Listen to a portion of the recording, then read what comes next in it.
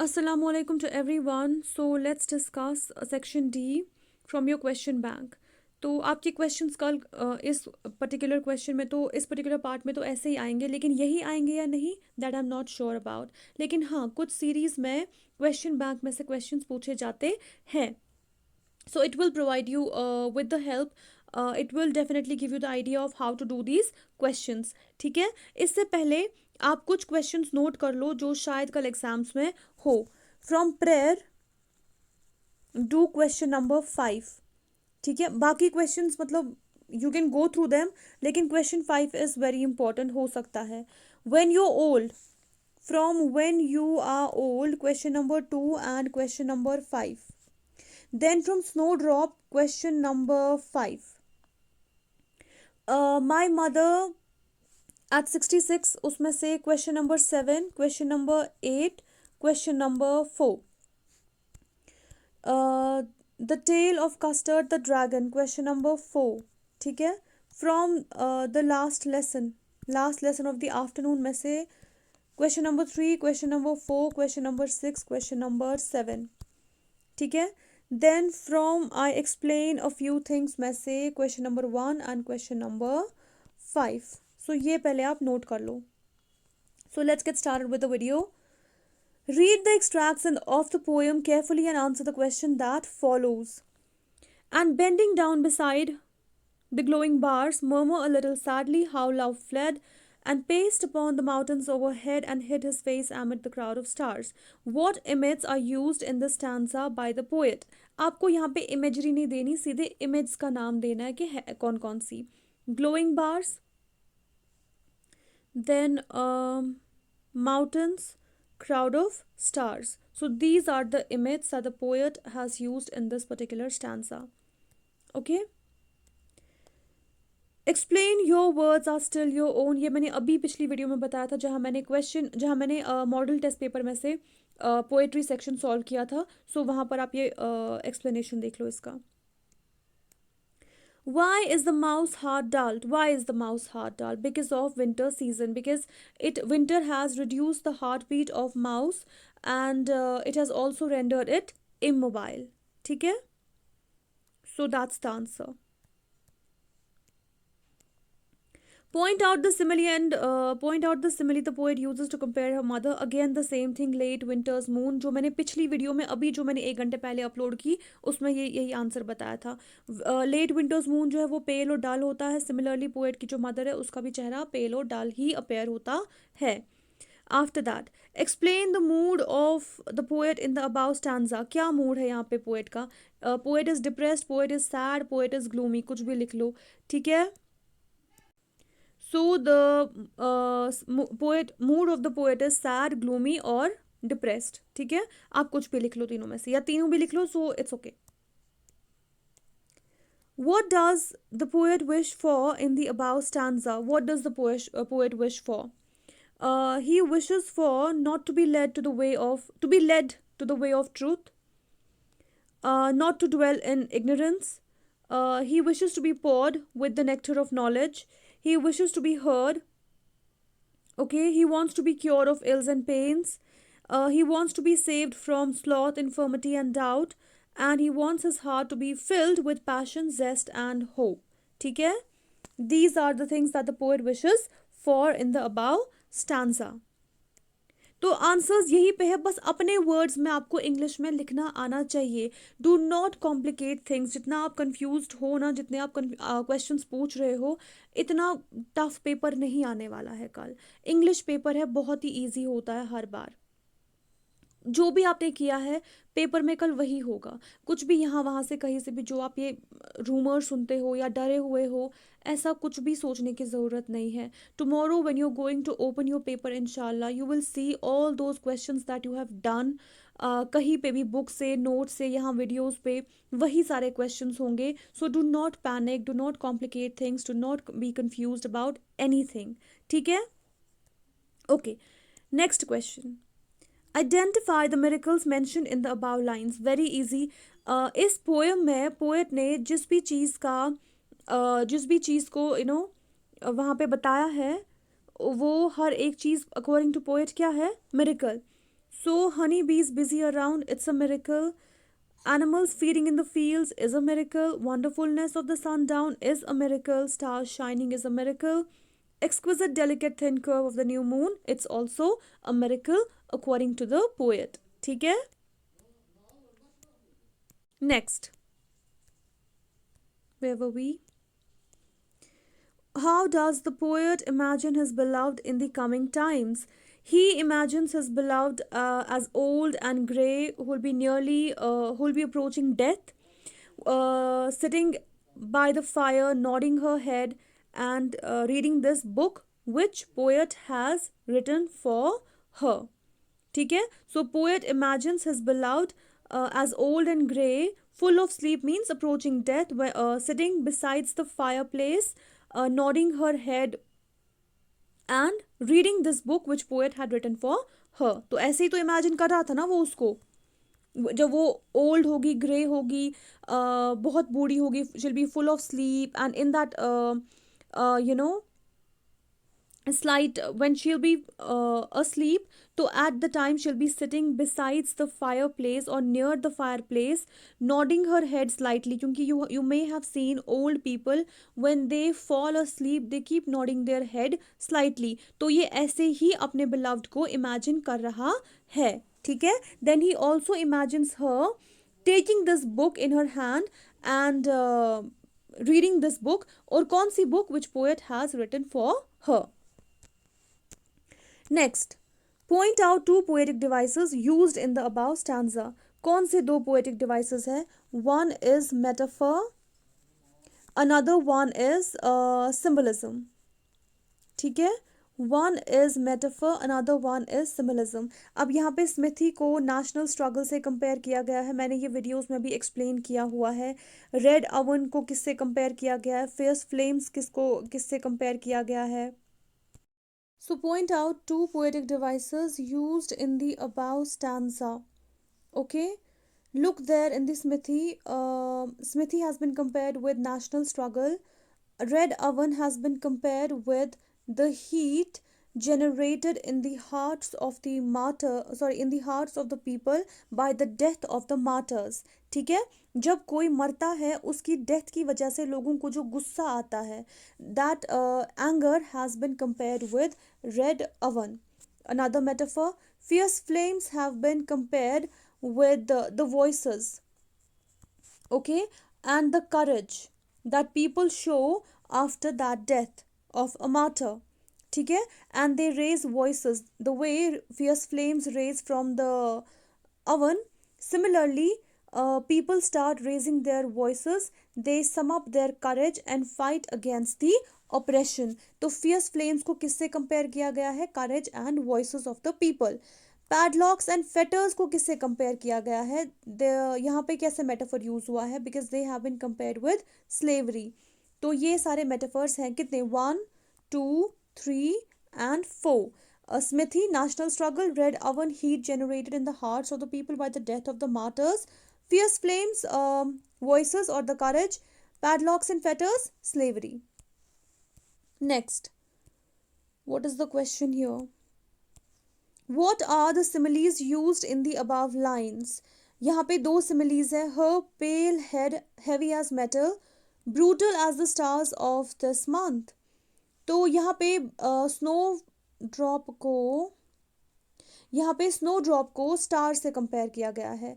And both have been refer to as brutal. Stars क्यों brutal है? क्योंकि in the month of Jan the light of the stars is very fierce, और उस light की वजह से वो बहुत स्ट्रॉन्ग लाइट होती है. उस लाइट की वजह से क्या होता है? प्रेडेटर्स जो होते हैं वो अपने प्रेज को ईजिली कैच कर पाते हैं. तो बहुत सारे एनिमल्स बेचारे जो हैं वो मर जाते हैं. किसकी वजह से? स्टार्स की लाइट की वजह से, जो विंटर्स में बहुत ही ब्राइट होती है, फियर्स होती है. इसलिए स्टार्स को ब्रूटल कहा गया है. स्नोड्रॉप ब्रूटल क्यों है? उसको क्यों स्टार्स की ब्रूटलिटी से कंपेयर किया गया है? इसकी वजह से तो कोई नहीं मरता. हाँ, it has been referred to as brutal because of its bravery, because of its courage and because of its strength. ये बहुत ही स्ट्रॉन्ग फ्लावर है. एक अकेला ऐसा फ्लावर है, अकेला नेचर का पार्ट है जो विंटर्स में ग्रो करता है, विद स्टैंड करता है वो चिली विंटर, ठीक है, इसलिए ब्रूटल है। हर pale head heavy as metal, हमें वैसे एक्सप्लेन नहीं करना, सिर्फ बताना है कौन से दो सिमिलीज है। तो एक ये है and second is this one. तो यहाँ पे स्नो ड्रॉप का जो हेड है वो बहुत ही हैवी होता है, ठीक है, और उसकी हैवीनेस की वजह से उसका जो हेड होता है वो स्लाइटली बेंड होता है। और यहाँ पे जो ये हैवी हेड है उसको किससे कंपेयर किया गया है, स्नो ड्रॉप के हैवी हेड को मेटल से, क्योंकि मेटल भी बहुत हैवी होता है, as you can see as and as in both the verses. So इसीलिए ये दोनों क्या है, सिमिलीज, ठीक है। Hope it is clear. The poet doesn't want to be tested by the Lord. Why does he say so? The poet doesn't want to be tested by the Lord because he knows he won't be able to withstand. He won't be able to withstand the withstand that test. ठीक है? And because of that, shame will be brought to the human form, and he doesn't want his human form to be, he doesn't want to be uh, he doesn't want to bring human shame to the human form, ठीक है, that's why he prays to his Lord to not bring shame to his human form and bless his human form with humanity, and let that humanity be within him till his last breath, ठीक है।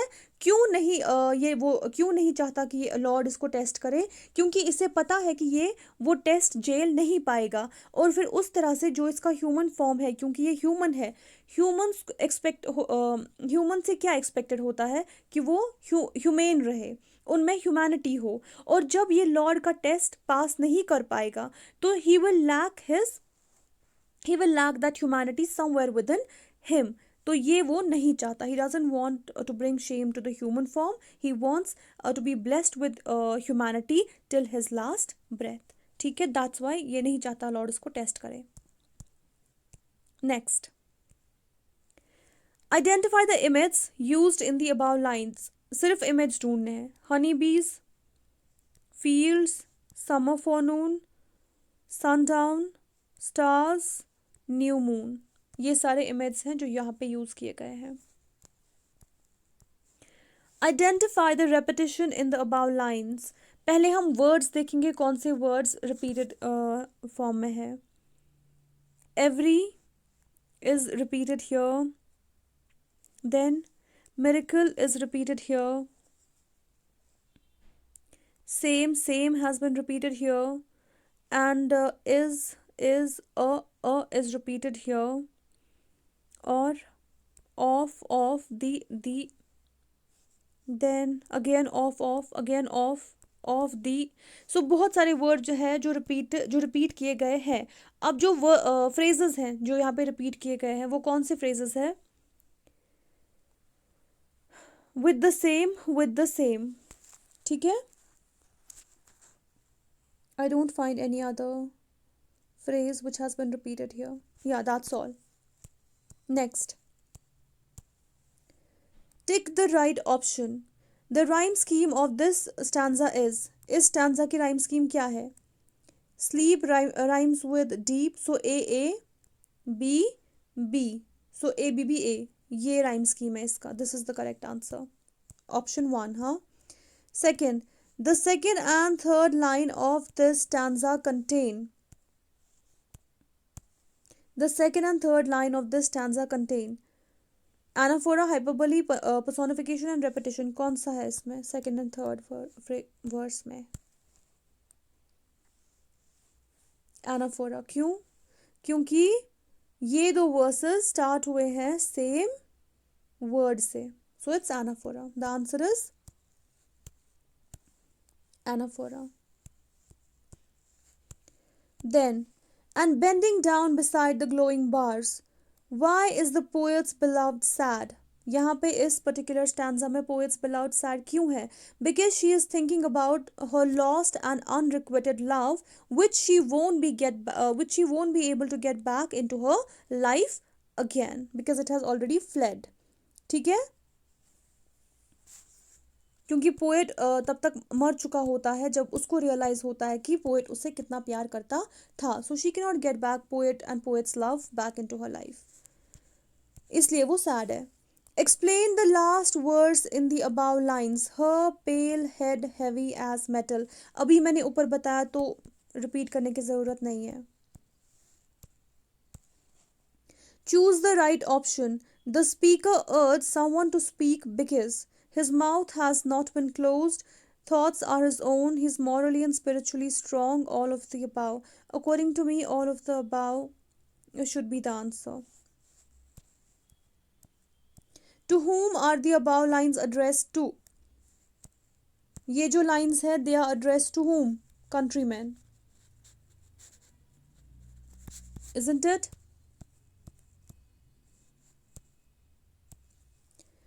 What do bells, clocks, and trees symbolize in the above lines of the poem? What do they symbolize? Beauty. Beauty of city, a Madrid city. What is the poet's house called and why? Poet's house is called House of Flowers because beautiful flowers, geraniums explored everywhere from his house.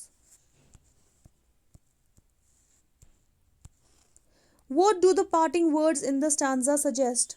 They suggest hope. Isn't it?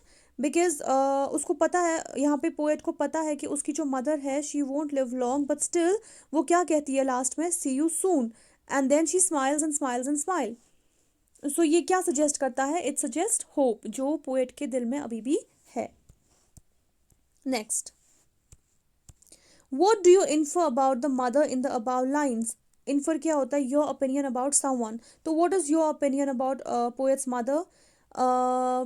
That she is completely pale, worn, colorless, approaching death. It seems that she is at the last stage of her life and she can die at any time. Isn't it? Poet ने अपनी mother का description इस तरह से दिया हुआ है कि हमारे दिमाग में यही आता है पहले कि she looks like a dead body. ऐसा लगता है कि वो लास्ट स्टेज पे अपनी लाइफ के पहुंच गई है and now she can die at any time. Then What does the poet regret in this stanza? यहाँ पे इस stanza में poet क्या regret करता है? In childhood, I stood alone in my courtyard and waves of air brought the sound of cymbals. We regret that the days gone by don't return. So the poet regrets about the fact that he won't be able to live his childhood days again. वो अपने बचपन के दिन दोबारा से नहीं जी पाएगा. He won't be able to live his childhood days again. ये इसका आंसर है. नेक्स्ट. अब ये डिफिकल्ट नहीं थे ना, बस डिफिकल्ट लगते थे आपको. 5 मिनट में ये सारा हो गया. So you just have to focus on the question, understand the question what it says and then answer accordingly. ठीक है, आप लोगों ने पहले ही अपने आप को डरा के रखा होता है ये नहीं आएगा, फिर आता भी नहीं है. जब आप पहले ही सोच के जाओगे कि मुझे सब आता है, आपको डिफिकल्ट क्वेश्चन भी ईजी लगेगा. Stay confident. Comment on the imagery used in the above lines. पहले तो विजुअल इमेजरी है. Windows, doors, awnings of the house, school नहीं, collar of the coat, banyan tree, rain. You can imagine all these things, isn't it? Then kinesthetic imagery. Kinesthetic imagery की कौन सी example है? Cool breezes stir the leaves, isn't it? When breeze move the leaves, तो obviously उसमें movement चाहिए, leaves are in motion, तो that is the kinesthetic imagery. फिर what else is there? The collar of my coat is wet with drops of rain, all around rain silence. No, that's the only example of kinesthetic imagery. Okay. Now here, identify the words that show alliteration in the stanza. Alliteration कहाँ पे है? Belinda was as brave as a barrel full of beers. Then custard cried. Okay, I think that's all. इसके बाद मुझे नहीं लगता कोई और एलिट्रेशन के एग्जाम्पल है, पहला और ये वाला. ठीक है. Next. How many animals and humans are mention in the above stanza? Which two animals stand in contrast to each other? Animals कितने हैं? एक तो इंक है, ब्लिंक है, मस्टर्ड है, कस्टर्ड है. सो 4 एनिमल्स. ब्लिंडा के बारे में यहाँ नहीं बताया गया है, तो ह्यूमन कोई भी नहीं है. Which two animals stand in contrast to each other? कौन से दो कॉन्ट्रास्ट में है? यहाँ पे अगर ब्रेव किसी के बारे में पोएम में कहा गया है तो किसके बारे में कहा गया है? मस्टर्ड अपने आप को ब्रेव कहता है ना? और कस्टर्ड जो है वो कावर्ड है। ब्रेव और coward stand opposite, they stand contrast to each other, in contrast with each other. तो मस्टर्ड और कस्टर्ड जो है ये दो एनिमल्स है which stand in contrast to each other, ठीक है। उसके बाद okay, comment on the image used, why am I not able to write, comment on the image used in the above lines, what are they suggestive of? कौन कौन सी image है? One morning all of that burned, and one morning the bonfires leapt from the earth, devouring beings. ये क्या suggest करती है ये सारी image? they suggest they are suggestive of destruction, vandalism, which is just a synonym, tyranny, bloodshed and bloodshed. That's all. ठीक है? Next. When will the bell ring and end this weariness? Okay, identify the metaphors in the stanza and explain them. You have to explain them as well. यहाँ पे metaphor है tug the leash, my pack of unruly hounds, then quarry of knowledge, they hate to hunt. Okay, that's all. These are the three metaphors that are there in this particular stanza. What is the next one? Describe the impact created by the repetition of the lines. ये आप easily जो explanation है इन दो lines का बस वही देना है, ठीक है? Identify the symbols in the above stanza and explain them. कौन से symbols है? Jackals है, stones है, dry thistle है, vipers है, और ये क्या symbolize करते हैं? They symbolize again the same thing, vandalism, destruction, tyranny and bloodshed. They suggest the same thing. Now coming back to this question. So here the job of a teacher has been compared to hunting and students have been compared to hounds. ठीक है, तो इसका बहुत बड़ा explanation है. You will have to look for the explanation जहाँ पे poem की समरी या पैराफ्रेजिंग दी गई है, ठीक है, because I haven't uploaded this poem. So that was all for this particular video. Hope you liked it, and if you liked it, do not forget to like the video, do not forget to share it, and do not forget to subscribe to this channel. Hopefully ये last video होगा. If you want me to make the video on relative clauses, write in the comment section, then only I'm gonna make it. Otherwise this will be the last video for this particular subject. Fine, and best of luck for your exams. Do not panic, I'm telling you again and again, do not panic, do not confuse yourself. Whatever you have done, stay confident on that. You will definitely be able to pass out with flying colors. So best of luck.